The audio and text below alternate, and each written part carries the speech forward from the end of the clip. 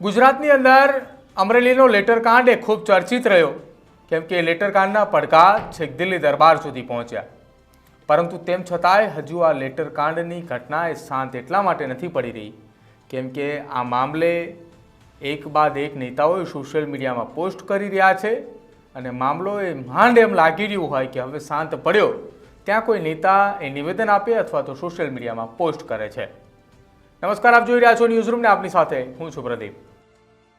અમરેલીની પાટીદાર સમાજની દીકરી પાયલ ગોટી સાથે થયેલા અન્યાય અને અત્યાચારને લઈને હવે સોશિયલ મીડિયામાં એક વોરની શરૂઆત થઈ છે. હું અન્યાય અને અત્યાચાર એટલા માટે કહી રહ્યો છું કે આવું એક કોંગ્રેસ અને આમ આદમી પાર્ટીના નેતાઓએ વારંવાર કહી રહ્યા છે. આમ આદમી પાર્ટીના નેતા ગોપાલ ઇટાલિયાએ તો ખુદ પોતાની જાતને સ્વયં એવું માની રહ્યા છે કે હું એ દીકરીને ન્યાય ન અપાવી શક્યો એટલે હું મારી જાતને પટ્ટા મારું છું. ને પટ્ટા મારતા વિડીયો તમે તમામ લોકોએ ટીવી મીડિયામાં અને સોશિયલ મીડિયામાં જોયા. જો કે ગોપાલ ઇટાલિયાના પટ્ટા માર્યા બાદ ગુજરાતના અનેક યુવાનોએ પોતાની જાતને પટ્ટા માર્યા, પરંતુ આ ઘટનાનો સિલસિલો હજુ પણ ત્યાં ને ત્યાં જ છે કે આ લેટરકાંડની અંદર હવે આ દીકરીને ન્યાય ક્યારે? નિર્લિપ્ત રાય આ કેસની તપાસનો રિપોર્ટ ક્યારે સોંપશે?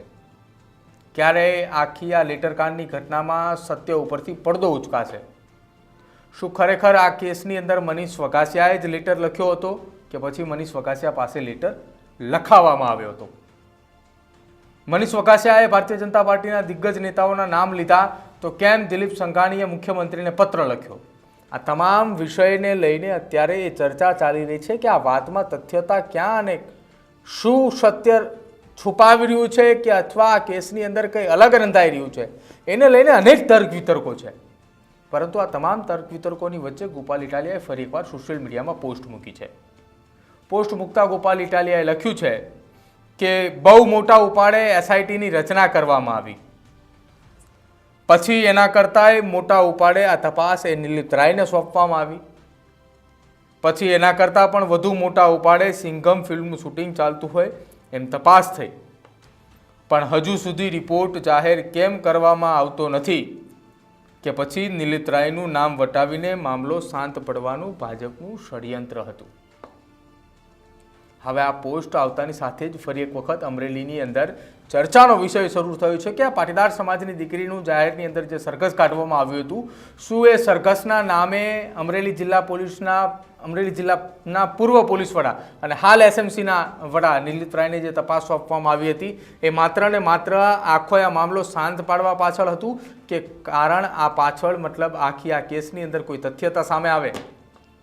થોડા દિવસ પહેલાં અમરેલી જિલ્લા પોલીસ વડા સંજય ખરાત રાજ્યના મુખ્યમંત્રીને સાથે મુલાકાત કરે છે, પરંતુ તેમ છતાંય અમરેલીના પોલીસ બેડાની અંદર હજુ એ શાંતિપૂર્ણ માહોલ જોવા મળે છે.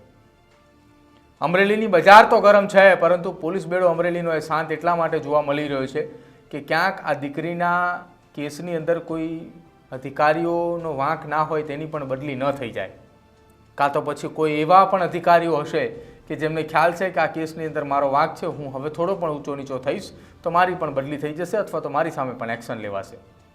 હવે આ અનેક તર્ક વિતર્કોની વચ્ચે ગોપાલ ઇટાલિયાની પોસ્ટ સોશિયલ મીડિયાની અંદર અત્યારે ખૂબ એ ચર્ચાનો વિષય જગાવી રહી છે કે શું અમરેલી લેટરકાંડની આખી આ ઘટનાની અંદર નિર્લિપ્ત રાયની તપાસ એ સરકારે એટલે કે રાજ્યના ડીજીપી વિકાસ સહાયે એટલે મોકલી હતી કે આખો આ કેસ એ શાંત પડી જાય? ગુજરાત પોલીસની સામે જે આંગળીઓ ઊંચી થઈ રહી હતી એ આંગળીઓ હવે શાંત પડી જાય? જો કે બીજી તરફ દિલીપ સંઘાણીએ રાજ્યના મુખ્યમંત્રીને પત્ર લખીને આખા આ કેસની અંદર યોગ્ય તપાસની માંગ પણ કરી છે અને નાર્કો ટેસ્ટની પણ માંગ કરી છે. જો કે આ તમામની વચ્ચે ગોપાલ ઇટાલિયાનું આ ટ્વીટ એ સોશિયલ મીડિયાની અંદર સૂચકતા એ સૂચવી રહ્યું છે અને ચર્ચાનો વિષય એ પણ બન્યો છે કે જો આ ઘટના સત્ય હકીકત હોય તો ક્યાંક આ દીકરી સાથે અન્યાય થતો હોય તેવું કોંગ્રેસ અને આમ આદમી પાર્ટી વિચારી રહી છે. એક તરફ નિર્લિપ્ત રાયના તપાસના રિપોર્ટની રાહ જોવાઈ રહી છે, જો કે બીજી તરફ આ ઘટનાની અંદર એક બાદ એક નવા ખુલાસાઓ પણ થઈ રહ્યા છે. ખુલાસાઓ એ વાતની કે મનીષ વઘાસિયાએ જે પત્રકાર પરિષદ કરી હતી તેમાં તેને કહ્યું હતું કે લેટર પણ સાચો છે અને સહી પણ સાચી છે. જો કે હવે આ ઘટના સંદર્ભે મહત્વની ચર્ચાઓ એ ત્યારે જ ખુલીને સામે આવી શકશે કે આ ઘટનામાં નિર્લિપ્ત રાય એસએમસીના વડા કે જેમને 48 કલાક અને 24 મુદ્દા આધારિત તપાસ કરી હતી, તેમની તપાસની અંદર તમામ એ કર્મચારીઓના નિવેદન લેવામાં આવ્યા હતા, તમામ આરોપીઓના નિવેદન લેવામાં આવ્યા, પાયલ ગોટીનું પણ નિવેદન નોંધવામાં આવ્યું, ફરિયાદીનું પણ નિવેદન નોંધવામાં આવ્યું અને આખી આ ઘટનાની અંદર સત્યતા તે ખૂબ નજીકથી જોઈને આવ્યા છે. તો હવે જોવાનું રહેશે કે આ રિપોર્ટ કેટલા સમયમાં આવે છે. તમારું શું માનવું છે ગોપાલ ઇટાલિયાના સોશિયલ મીડિયાના ટ્વીટને લઈને અને ખાસ અમરેલીની અંદર બનેલા લેટરકાંડની તપાસનો રિપોર્ટને લઈને? કેમ કે રિપોર્ટની રાહ હવે આતુરતાથી એ જોવાઈ રહી છે, કેમ કે રિપોર્ટ થકી એ સત્ય સાબિત થશે કે શું એ પાટીદાર સમાજની દીકરી નિર્દોષ છે, શું એ પાટીદાર સમાજની દીકરી સાથે થયેલા અન્યાય અને અત્યાચાર એ અમરેલી પોલીસ દ્વારા કરેલો છે, શું એ પાટીદાર સમાજની દીકરીની મોડી રાત્રે ધરપકડ થઈ અને એને પટ્ટાથી માર મારવામાં આવ્યો? આપનું શું માનવું છે અમારા અહેવાલને લઈને તે ખાસ અમારા કમેન્ટ સેક્શનની અંદર જણાવજો. જોતા રહેજો ન્યૂઝરૂમ. નમસ્કાર.